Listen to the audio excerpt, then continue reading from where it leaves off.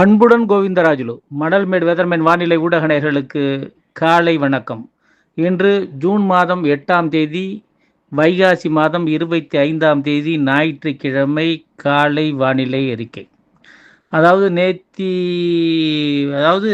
அக்னி நட்சத்திரம் கூட இவ்வளோ வெயில் கிடையாது, அவ்வளோ வெயில் அடிச்சிட்டு இருக்கு 4 நாளாக. அதில் நேற்று சாயங்காலம் லேசான தூறல் போட்டு என்ன ஆச்சுக்கிட்டே சூட்டை கிளப்பிவிட்டு போயிடுச்சு. லேசான தூறல், அதாவது எப்படி ஒரு கால் ஒரு எத்தனை மில்லிமீட்டர்னா ஒரு 5 மில்லிமீட்டர் கூட இருக்காது, 4 மில்லிமீட்டருக்குள்ளே தான் இருக்கும். ரைட்டு. இன்னைக்கு மழை வாய்ப்பு இருக்கான்னா இதே மாதிரி தான் லேசாக, அதாவது டெல்டா கரையோரங்களில் மழை எட்டுது. ரைட்டுங்களா? அதுதான் செய்தி. வேறு எங்கேயும் பெரிய மழையெல்லாம் இல்லை. எதிர்பார்க்கறது நம்ம ஆராய்ச்சி பண்ணி இங்கே தான் வரும் அப்படின்னு சொல்லிட்டு காற்றுடைய போக்கு எல்லாம் பார்த்தா கூட அது சரியாக கணிக்க முடியல அப்படிங்கிறது தான் உண்மை. ரைட்டுங்களா? ரைட்டு. இப்போ நல்லா பக்காவாக தெரியறது என்னன்னு கேட்டிங்கன்னா, இன்றைக்கி இல்லை நாளைக்கு நிச்சயமாக மழை. நாளைக்கு 9ஆம் தேதி நிச்சயமாக திங்கக்கிழமை மழை. மாலை இரவு வெப்பசலன இடிமழை. 10ஆம் தேதி மாலை இரவு வெப்பசலன இடிமழை. 11ஆம் தேதி மாலை இரவு வெப்பசலன இடிமழை. 12ஆம் தேதி மாலை இரவு வெப்பசலன இடிமழை. அப்போ இந்த இடிமழை எப்படி உருவாகுதுன்னு கேட்டிங்கன்னா, வங்கக்கடல் ஓரத்தில் ஒரு வடக்கு வங்கக்கடலில் ஒரு காற்று சுழற்சி, மேலடுக்கு சுழற்சி உருவாக போகுது. இதனால் காற்று நம்ம டெல்டா மாவட்டங்கள் வழியாக, அதாவது அரபிக்கடல் காற்று இப்படி இழுக்க போகுது. மன்னார்வட காற்றும் தெற்கு காற்றும் இது வழியாக போய் காற்று குவிதலை ஏற்படுத்தி நமக்கு மழை தரப்போகுது. ரைட்டுங்களா? இந்த மீன் டைம் என்ன பண்ணும், 12ஆம் தேதிக்கு மேலே சுழற்சி வலுவாகி தெற்கு ஆந்திரா ஒடிசா கரையோரம், இல்லை வடக்கு ஆந்திரா ஒடிசா கரையோரம், அது கரையை கடக்கிறப்ப, அதாவது அதுக்கிட்ட ஃபார்ம் ஆகிட்டு இருக்கிறப்ப காற்று தென்மேற்கு பருவ காற்று அதிகமாக இழுக்கும். அப்போ தென்மேற்கு பருவமழை வீரியமடையும். எப்பொழுதுமே தென்மேற்கு பருவமழை வீரியம் அடைஞ்சிச்சின்னா வங்கக்கடலோரத்தில் மழை குறைஞ்சிரும். மேற்கு தொடர்ச்சி மலை மாவட்டங்கள், கேரளா, கர்நாடகா மட்டும்தான் மழை இருக்கும், வங்கக்கடலோரம் இருக்காது. ஆனால் இந்த முறை அப்படி இருக்க போகிறதில்ல. தென்மேற்கு பருவமழையும் இருக்கும், நமக்கு வெப்பசலன மழையும் இருக்கும்.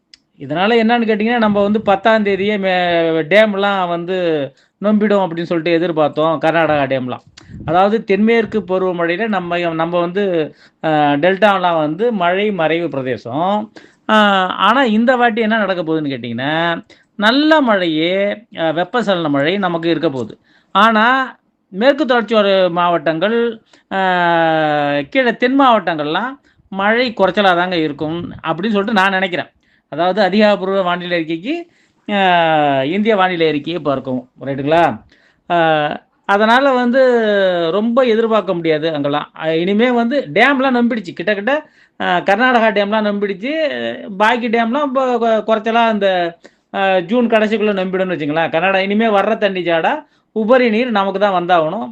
10ஆம் தேதியே மேட்டூர் நம்பிடும்னு எதிர்பார்த்தோம். கிட்டத்தட்ட கிருஷ்ணராஜசாகர் நம்பிடுச்சு.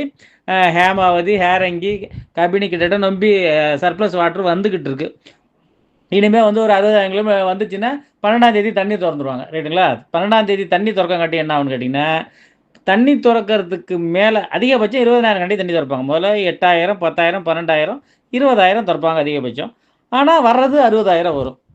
அதனால் மேட்டூர் நம்பி ஒரு அளவுக்கு மேலே போய், அதுக்கப்புறம் ஏன்னா ஜூன் கடைசியில் தான் நடக்கும், அளவுக்கு மேலே போய் கிட்டத்தட்ட 80,000, 1,00,000 கொள்ளத்தில் போகிறதுக்கும் வாய்ப்பு இருக்குது, இல்லைன்னு மறுப்பதற்கில்லை.